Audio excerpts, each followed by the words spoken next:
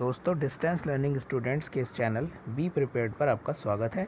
Subscribe करें हमारे channel को ताकि आप रेगुलर यूज़फुल वीडियोस प्राप्त करते रहें।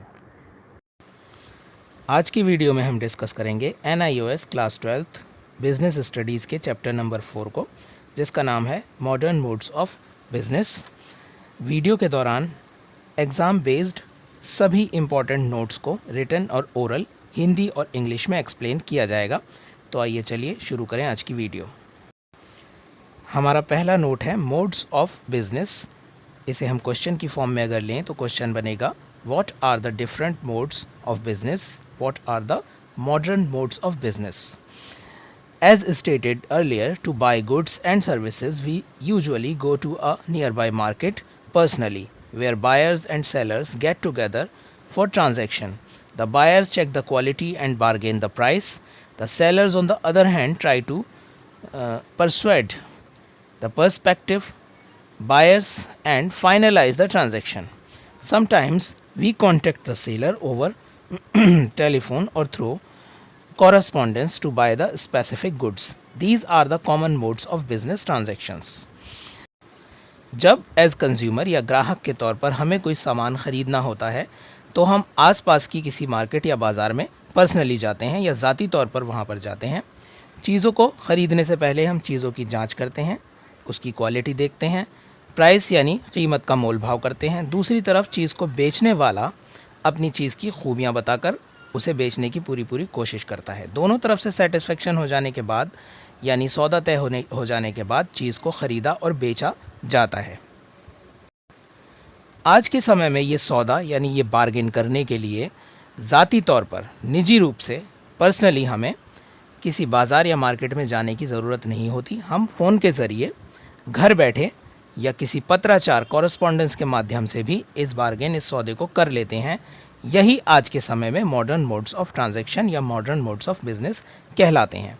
मॉडर्न मोड्स ऑफ बिज़नेस में सबसे पहले आने वाला नाम है इलेक्ट्रॉनिक कॉमर्स। तो जान लेते हैं इलेक्ट्रॉनिक कॉमर्स क्या है।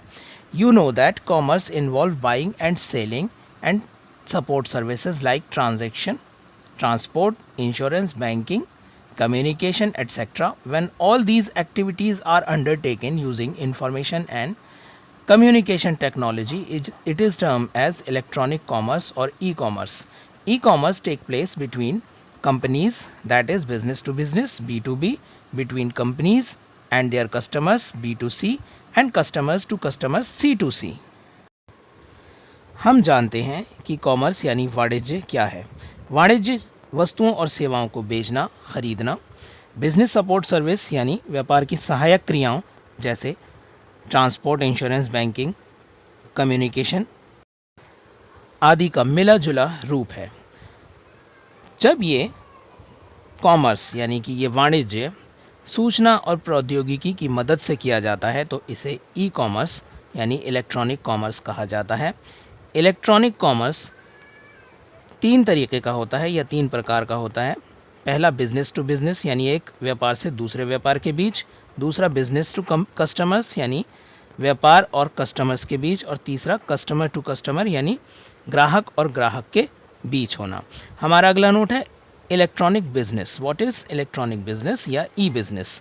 ई business is a wide term which include e-commerce and other electronically conducted business functions like production, accounting, finance, personal administration, etc. In other words, e-business include not only B2B, B2C and C2C but also intra-B-commerce. E-business यानी electronic business एक बड़ा term है जो अपने अंदर electronic commerce यानी e commerce को भी कवर करता है। ई कॉमर्स में आने वाली सारी चीज़ें ई बिज़नेस यानी इलेक्ट्रॉनिक बिज़नेस में तो शामिल हैं ही। इसके अलावा इलेक्ट्रॉनिक बिज़नेस और जिन चीज़ों को अपने अंदर इंक्लूड यानी शामिल करता है वो हैं फाइनेंस, एडमिनिस्ट्रेशन, अकाउंटिंग, एट्सेट्रा। अब हम हैं अपने अगले पॉइंट पर जो है बेनिफिट ऑफ ई कॉमर्स या ई बिज़नेस। ई बिज़नेस या ई कॉमर्स के लाभ क्या हैं। तो पहला लाभ है wider accessibility. With the help of a well-developed computerized networking system, the business units can operate at national as well as global level. क्योंकि ई बिज़नेस के अंदर इंटरनेट का प्रयोग किया जाता है, इसलिए इसकी जो पहुंच है वो दूर दूर है। ये ना केवल अपने देश में बल्कि पूरी दुनिया में इस बिज़नेस को किया जा सकता है। दूसरा पॉइंट है improved customer services. E commerce enables a company to be open for business whenever a customer need it. Up-to-date information about products can be offered on web making. दूसरा लाभ ये है कि ई बिज़नेस 24 घंटे और साल के 365 दिन हम अपने कस्टमर से को जोड़ कर रखता है। जब भी कस्टमर को ज़रूरत होती है तो उसकी हेल्प ई बिज़नेस में की जा सकती है। दूसरी इसकी खूबी एक ये भी है कि ई बिज़नेस के माध्यम से सभी जानकारियां ग्राहकों तक आसानी से पहुंचाई जा सकती हैं। तीसरा लाभ है cost saving and low prices. There is a substantial cost saving in business transaction one through e commerce as there is hardly any display of goods involved and need for large stock in godowns. E business के द्वारा किए गए व्यापार में या व्यवसाय में cost यानी कीमतें बहुत कम हो जाती हैं, क्योंकि व्यापार करने वाले को गोडाउन में स्टॉक करने की ज़रूरत नहीं पड़ती और ना ही चीज़ों को दिखाने के लिए किसी दुकान में रखने की ज़रूरत पड़ती है। अब हम आते हैं ई बिज़नेस के दोष या कमियाँ, लिमिटेशंस ऑफ ई कॉमर्स और e business. It lacks personal touch with customers which make it unsuitable for items such as clothes, jewellery etcetera. E business में हम जो ग्राहक होता है वो फिज़िकली यानी ज़ाती तौर पर, निजी तौर पर मौजूद नहीं होता और ना ही चीज़ों को वो छू कर देख सकता है, इसलिए कपड़ा और ज्वेलरी जैसे आइटम्स के लिए ई बिज़नेस सूटेबल नहीं है। दूसरा पॉइंट है the web can provide a good picture, a detailed description of the product, but the customer can not actually see, feel or try on the goods he she is buying. Web यानी internet के ज़रिए चीज़ों को बहुत अच्छा या उसकी detail description दी जा सकती है। जितना अच्छा कोई प्रोडक्ट नहीं भी है उतनी अच्छी उसकी पिक्चर दिखाई जा सकती है, लेकिन असली जो पिक्चर है वो ग्राहक यानी ख़रीदने वाले तक नहीं पहुंच पाती है। तीसरा दोष जो है वो है return of faulty goods brought on line may often be more problematic and a time consuming exercise. E business के माध्यम से प्राप्त की गई चीज़ें अगर ख़राब या फॉल्टी निकल आएँ तो उन्हें वापस करने का जो तरीका है वो थोड़ा सा टाइम कंज्यूमिंग है और अक्सर इसके अंदर काफ़ी समस्याएं आ जाती हैं। अगले नोट्स पर हैं हम, जो है e banking. What is e banking? One can withdraw and deposit money at his her own convenience having account on one place in India. One can transact in any part of the country, for example ATM, debit card, credit card etc. E banking internet के माध्यम से की जाने वाली banking को कहा जाता है। ई बैंकिंग यानी इलेक्ट्रॉनिक बैंकिंग, जो हम इंटरनेट के थ्रू अपने बैंकिंग ट्रांजैक्शन को करते हैं, जैसे बैंकों में पैसा जमा कराना, बैंकों से पैसा निकालना, ये सब ई बैंकिंग में शामिल हैं। ई बैंकिंग के कुछ एग्जांपल हैं जैसे ATM, debit card, credit card etcetera. ये सारी सुविधाएं ई बैंकिंग के अंदर शामिल हैं। हमारा अगला नोट्स है e ticketing. What is e ticketing? Purchasing tickets has become so easy now that you can make railway reservation while sitting at home or even while you are on the move. If you have access to internet, you can have all the details of railway information and accordingly you can book a ticket. E-ticketing यानी electronic ticketing. आज हम घर बैठे internet के माध्यम से railway ticket और air tickets को बुक कर सकते हैं, यही ई टिकटिंग है। ई टिकटिंग चाहे हम घर पर हों या कहीं सफ़र के दौरान हों, हम आसानी से सारी डिटेल किसी भी ट्रेन या किसी भी हवाई जहाज़ की सारी डिटेल देखकर अपने टिकट को आसानी से बुक कर सकते हैं।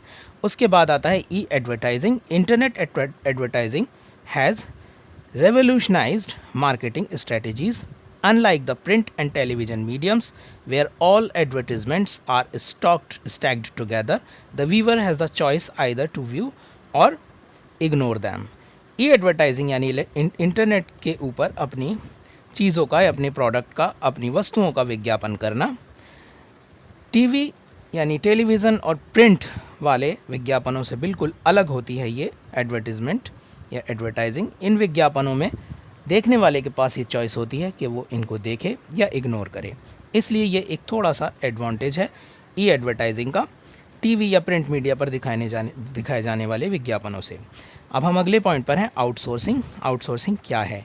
Outsourcing is a management strategy by which an organization contract out its major non-care function to specialized services provided with a view to benefit from the expertise, efficiency and cost effectiveness and allow managers to concentrate on their core activities।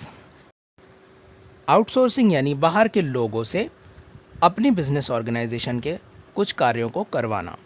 कई बार ऐसा होता है कि business में कुछ ऐसे कार्य होते हैं जो शॉर्ट टर्म यानी कुछ कम वक्त के लिए सामने आ जाते हैं। इसमें जो बिज़नेस में मैनेजर्स या स्टाफ हैं उनके द्वारा इन कामों को नहीं कराया जाता और किसी बाहरी जो इस काम को करने वाले लोग हैं उनको ये काम सौंप दिया जाता है और वो इस काम को एफिशिएंट तरीके से, क्योंकि वो प्रोफेशनल्स होते हैं, वो उन कामों को अच्छे से करना जानते हैं, तो वो प्रोफेशनल्स इस काम को उनके लिए यानी जिस बिज़नेस ऑर्गेनाइजेशन का ये काम है उनके लिए इस काम को करते हैं और इससे जो मैनेजर्स हैं उन्हें अपने बिज़नेस की कोर एक्टिविटीज़ जो एक्चुअल उनका वर्क है उस पर कॉन्सेंट्रेट करने का पूरा मौका मिलता है, यानी किसी एक्स्ट्रा वर्क में उन्हें उलझना नहीं पड़ता। कस्टमर केयर सेंटर्स और कॉल सेंटर्स इसके एग्जाम्पल यानी उदाहरण हैं।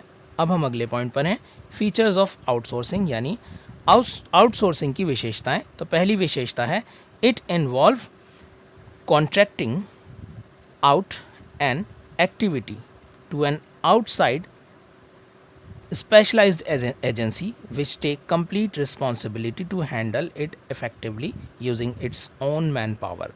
इसमें किसी बाहरी संस्था को काम सौंपा जाता है जो दिए गए कार्य की पूरी रिस्पॉन्सिबिलिटी लेती है और कार्य को अपनी मैन पावर यानी अपने लोगों के द्वारा वो इस काम को करवाते हैं। दूसरी विशेषता है normally outsourcing is done in case of non core activities such as housekeeping, security etcetera. आमतौर पर आउटसोर्सिंग जो है कुछ ख़ास कार्यों के लिए किए जाते हैं, जैसे हाउसकीपिंग सफाई सुथराई या सिक्योरिटी सुरक्षा की जो जिम्मेदारी है वो बाहरी लोगों को सौंप दी जाती है। इसके बाद अब हम हैं मेरिट्स ऑफ आउटसोर्सिंग पर, यानी आउटसोर्सिंग के लाभ। पहला लाभ यानी पहली मेरिट है it provide an opportunity to the organisation to concentrate on areas in which it has core competency और स्ट्रेंथ। आउटसोर्सिंग कराने का पहला फ़ायदा ये है कि कंपनी के जो एक्चुअल वर्कर्स हैं उन्हें अपनी कोर एक्टिविटीज़ यानी अपने असल मकसद पर कॉन्सेंट्रेट यानी पूरा फोकस करने का मौका मिलता है। और दूसरा जो लाभ है उसका वो ये है कि it help better utilisation of its resources as management can focus its attention on selected activities and attain higher efficiency. इससे जो हमारी मौजूदा रिसोर्सेज हैं यानी जितने भी हमारे साधन हैं उन पर हमें पूरा फोकस करने का मौका मिलता है, क्योंकि हमें किसी एक्स्ट्रा वर्क में उलझना नहीं पड़ता। इसके साथ ही कुछ लिमिटेशंस यानी कुछ कमियां भी हैं, कुछ दोष हैं आउटसोर्सिंग के जो इस प्रकार हैं। लिमिटेशन ऑफ आउटसोर्सिंग, पहली limitation it may be opposed by labour unions who feel threatened by possible reduction in their strength और प्रोस्पेक्ट्स। सबसे पहला दोष ये है कि आउटसोर्सिंग का जो है वो विरोध लेबर यूनियन के द्वारा यानी मजदूर संगठनों के द्वारा किया जाता है, क्योंकि आउटसोर्सिंग से उन्हें अपने अधिकारों के छीनने का डर रहता है। दूसरी लिमिटेशन है globalised outsourcing at time causes resentment in the man power of the home countries who feel threatened by increased competition. Globalised outsourcing यानी विदेशों में जो आउटसोर्सिंग की जाती है उससे कई बार देश में रहने वाली जो मैन पावर है यानी वहाँ के जो मज़दूर हैं, वहाँ के जो लोग हैं, उनमें ये नाराज़गी पैदा हो जाती है कि दूसरे देशों से जब हमारे काम के लिए दूसरे लोगों को बुलाया जाएगा तो कंपटीशन का बढ़ जाना तय है। तो दोस्तों यहाँ पर चौथा चैप्टर हमारा यानी 4th चैप्टर समाप्त हो गया है, ख़त्म हो गया है बिज़नेस स्टडीज़ का। उम्मीद है कि चैप्टर आपके लिए यूज़फुल होगा और इस चैप्टर में हमने लगभग एग्ज़ाम बेस्ड सभी क्वेश्चन के नोट्स को कवर किया है। अब हम जल्द ही अगले चैप्टर की वीडियो के साथ मिलेंगे। हमारे चैनल को सब्सक्राइब कीजिए ताकि आप रेगुलर वीडियोस हासिल करते रहें।